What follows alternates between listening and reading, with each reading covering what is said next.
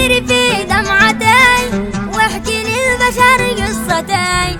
ابني ذي سكن مهجتي كبتني صنوف العذاب. ربيته وعاده صغير خليته يعيش كالأمير، ولما صار عمره كبير صعر عني خده وغاب. إن قلت ادعي ربي عليه كيف اصغى حبيب اشتكيه، هو ابني ومحتاج اليه يدعمني بوقت الشباب. ليته بالمودة ذكر والد عاش سن الكبار، ما له في شبابه هجار للوالد ولا دق باب. ما لابني وفلتت كبد فارقني وصعر لي خاد، لو يدري فراق الولد ما اقسى على كل اب. يا دمعات عيني قفاي كافي ليش بمن تعطفي، وسلي وله تذرفي